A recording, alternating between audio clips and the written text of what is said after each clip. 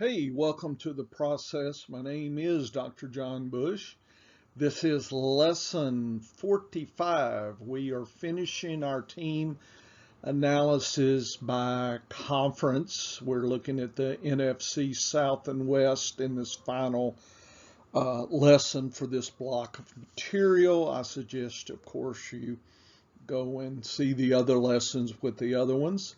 Again, my process is a landscape process. I start kind of top and go to the downside. So we go top down on looking. This sets to me a context of all the moves that teams and whatnot have been going on during the off season. And again, this is just a beginning. This is not the end of any kind of draft prep, right? But you've got to start somewhere. And I believe starting at the bottom and moving up is not the process to go. I actually, like I said, from a science point of view, as a biologist, we do a deconstruction and we try to break things down and put the pieces together as we break down the system. So we're doing a system breakdown process, I guess you could call it. And again, lesson 45 here, trying to help you win your fantasy draft. So this is a video textbook, I guess. Not sure there is such a thing, but you're getting lessons in it. NFC South, having lots of fun here. And if you've seen the lessons before, you know I like to look at the three main offensive positions relative to fantasy football here: quarterback, running back, tight end, and wide receivers. We see that ID is NFC South in case NS, and the team in alphabetical order. Okay. And we look at the average fantasy points of that position. So I'm looking at all the quarterbacks, all the running backs, tight ends, wide receivers. Okay. The whole team, the whole group. Okay. I don't focus on the first in the pecking order. Okay. That's not what I'm trying to get out of this data here. So let's start with quarterback. This has been, needless to say, quite an interesting conference in the last 5 years, 2016 to 20. If you look across at 2016 to 20, the 5 years, we see that Tampa Bay and Atlanta have been really doing well as far as average fantasy points in the quarterback position. You would have thought New Orleans would be in there, but before Breeze retired, he had been moving downward. The Saints had become a more balanced team, not a passing only team. So that contributed to this movement downward here. Carolina has really never made that jump up to be in the mix. They've always been at the bottom of the list here. And something to consider. We look at 2020 and we see, Tampa Bay, Atlanta, Carolina, and then New Orleans. So we actually see Carolina, New Orleans flipping here, but Tampa Bay, obviously with Brady, has really, being the Super Bowl champs and all, has really turned that whole thing around, which is what you would predict. It's what Tampa Bay wanted, and it's what they got accomplished. So I think overall we can depend on Atlanta and Tampa Bay, the passing game to be strong, and so the wide receivers, pass catching, tight ends, and running backs will have an advantage on those two teams. I'm not saying that with any kind of surprise. I don't think people probably are surprised, but it's good to know that and confirm that. Rushing, on the other hand, has been completely different. New Orleans has been pretty much the dominant rushing factor in this conference, and that's by design. That's been balancing out Breeze in his later years. And we see 2020, Tampa Bay was the only one that came up close, number 2, but they weren't really close. And Atlanta's really declined, and Carolina had declined as well. But remember that Christian McCaffrey had injuries, so people are drafting like we're going to get this year, 2019, instead of 2020. Remember that 2019 was an extreme year, so I might predict we might see something more in this world, which was still fine. I'm not sure that makes CMC the obvious top choice per se. I'm not saying he's not in the top group, but just, be aware that if you're trying to use 2019 as a gauge, that really, to me, is a giraffe in the 5-year data series here and stood out as the best of the best. And, if we kind of fall back down, people call regression to the mean, whatever you want to call it. I think we're going to get closer to the mean than we will to 2019. Tampa,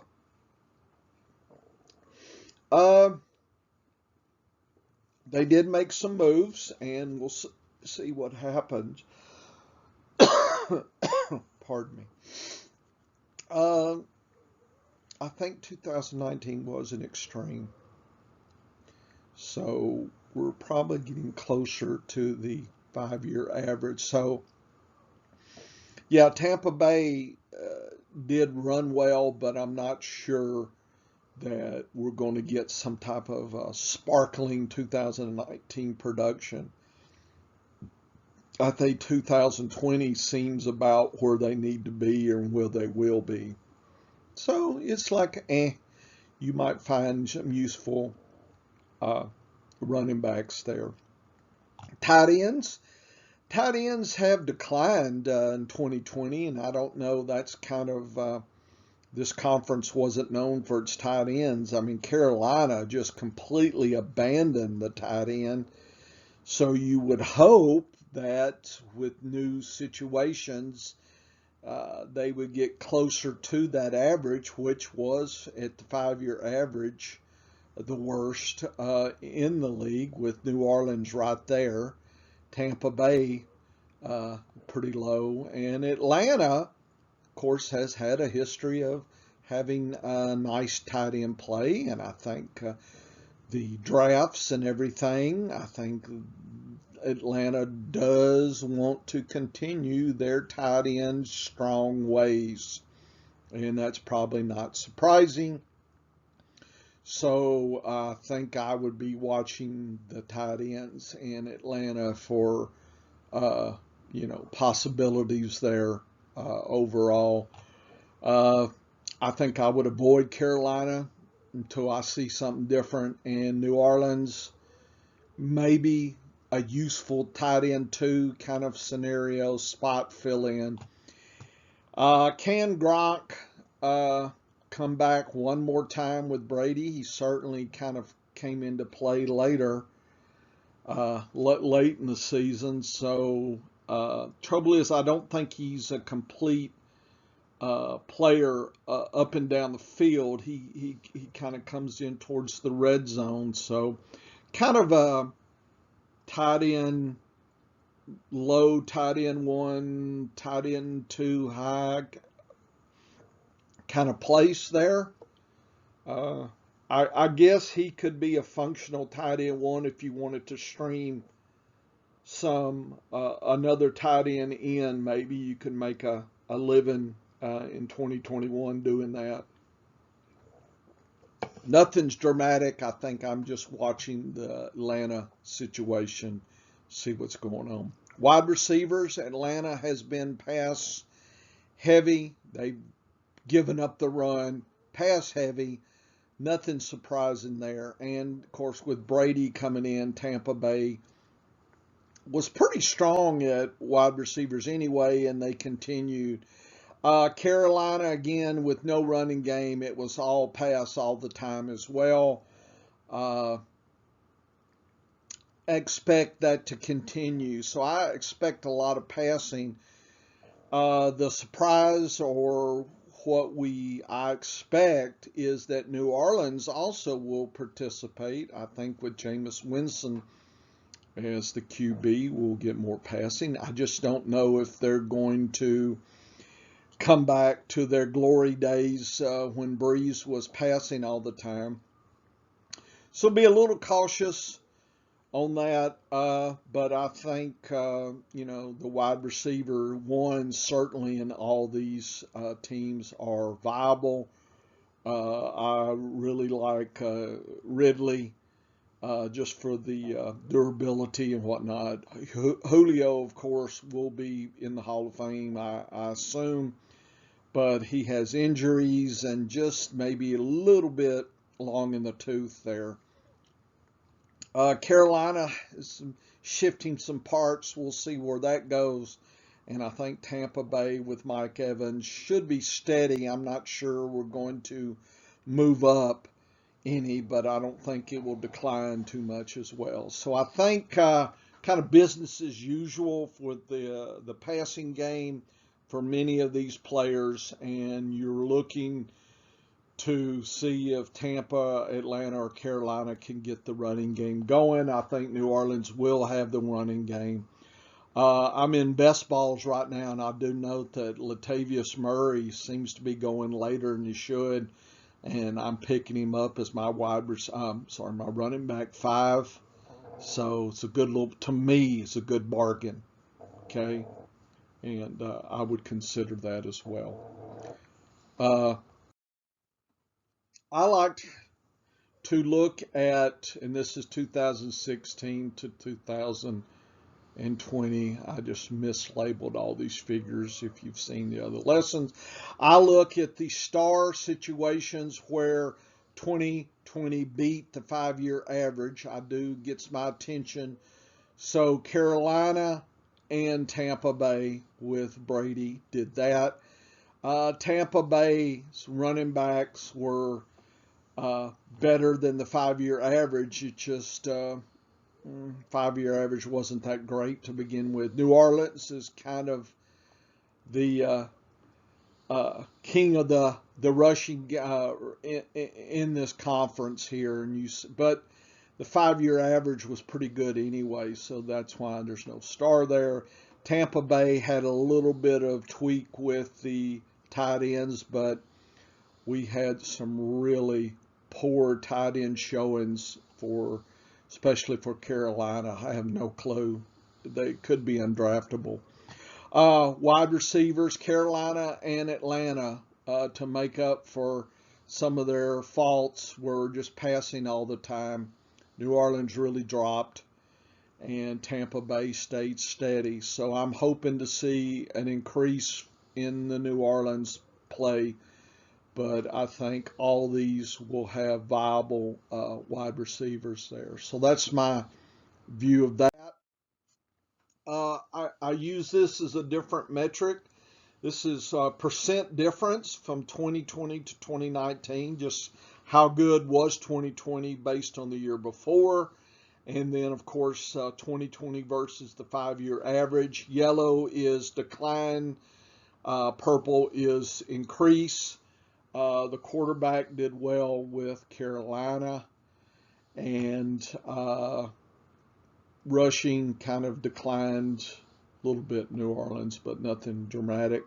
Carolina just gave up the tight end here, and Carolina in place of that really had good wide receiver usage, so we can expect that. New Orleans certainly declined in that Breeze's last year. So I think this number is going to change.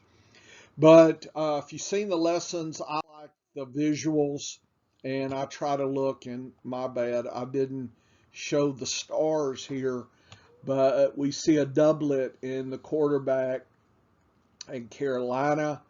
We see a doublet here in Tampa Bay. Nothing really going on for the wide receivers. Super decline in Carolina.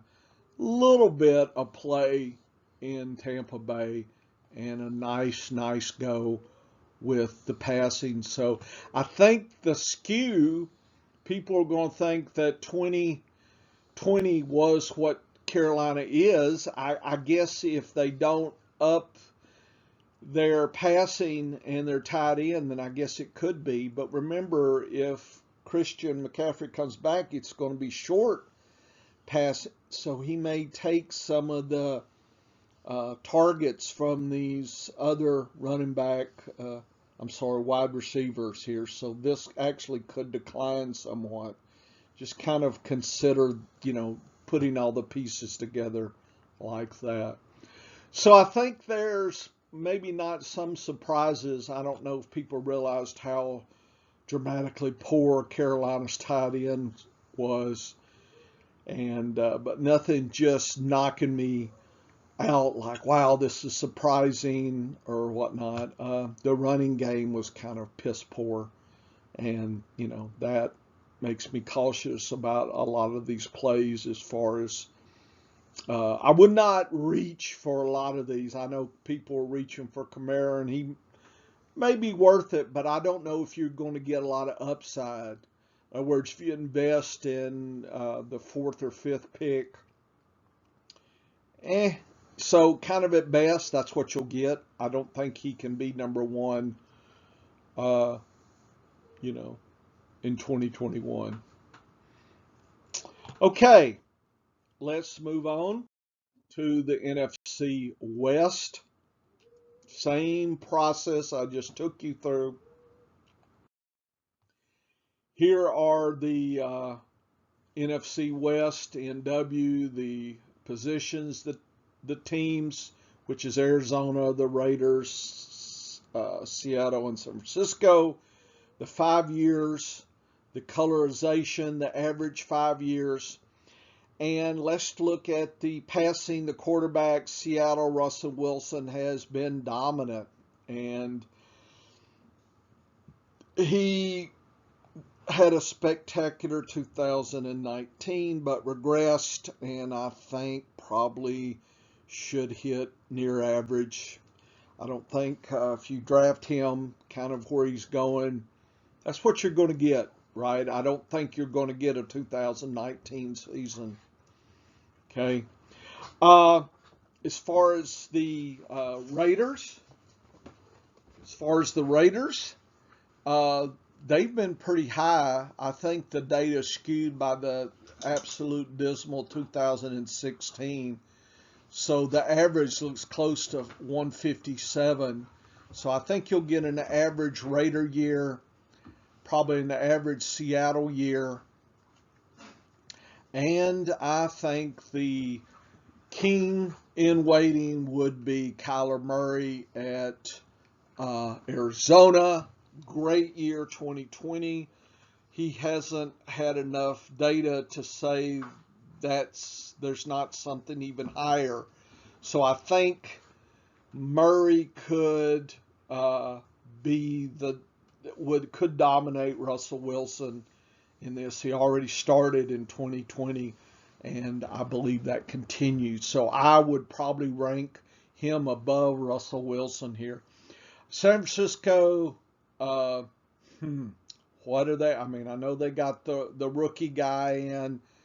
Can't even remember the name here. I guess it's probably best not to remember the rookie names until they actually prove themselves. Okay. So I hope that the movement is better than 2020. So I guess we'll see some increase just by chance. We'll see something moving up. But Frisco has had big time issues over the 5 year. And we'll see what happens. Rushing, San Francisco has been the hot dog of rushing, but Arizona has been knocking at the door as well as the Raiders last year. But in 2020, Arizona dominated rushing, but they're shook up. Drake is gone, so what's going to happen there? Do they regress back down? I would be cautious. I would think there'd be movement towards the average there. Raiders probably should have a movement up from 69 to 76. So I think, but there's some committee type of rushing going on there. So that's any kind of hope for a spike up is kind of damped by a committee. Seattle, Chris Carson, there was a lot of injuries and a lot of secondary players coming in and out.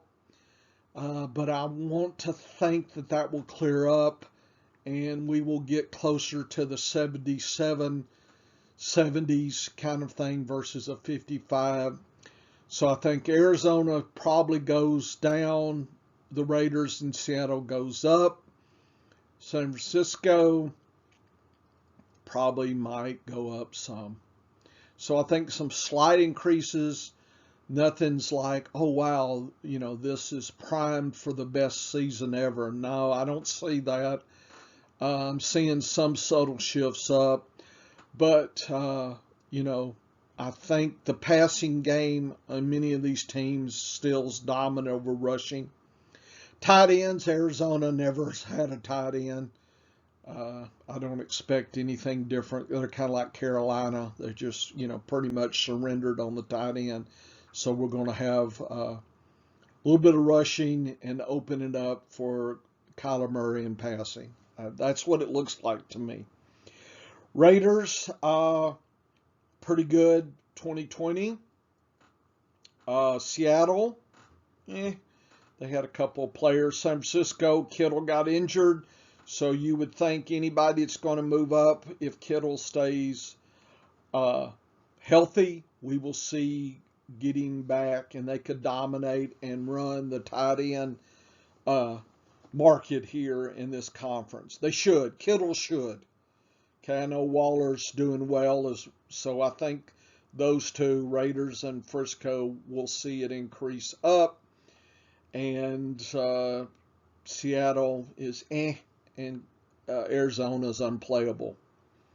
So nothing's so dramatic, but I do expect, Kittle to really move Frisco back up, which is good. Given their passing, they need something to light the fire.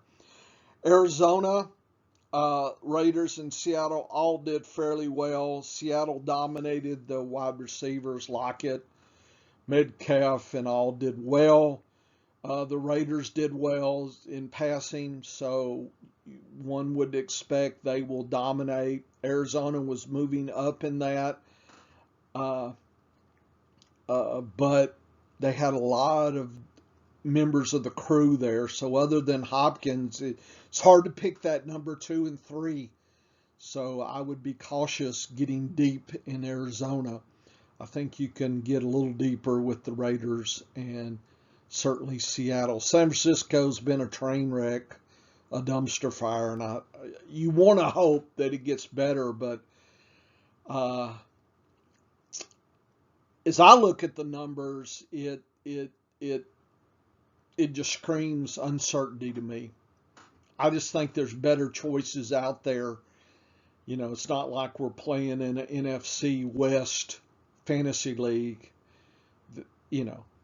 So, I guess in a deep league, there's players and there's some wide receivers in Frisco that could be good fill-ins and whatnot. But I'm looking elsewhere for some of my top wide receivers. They're not going to be in San Francisco as well. Let's see how we look visually. Passing was well, except for Frisco, bleh. Rushing, Arizona did well. Okay, I think that probably is going to continue. We had some down seasons with the other ones. Waller and tight end did well. Uh, Kittle, because he was injured, we don't see anything there, but that's probably should expect an increase there. And passing was all the rage in Arizona, Raiders, and Seattle, all above the 5-year average. Frisco is bleh. So, looks like passing runs the day here with a little bit of rushing. So, I think I would find my uh, running backs elsewhere. And like I said, I wouldn't get too deep in Arizona with the wide receivers. Avoid the tight ends in Arizona. Seattle's So I would either take Kittle or Waller or look elsewhere. Nice quarterbacks, though. And I think, good pickings here for that situation. I expect that to continue. And this is through 2020. Okay, I mislabeled that.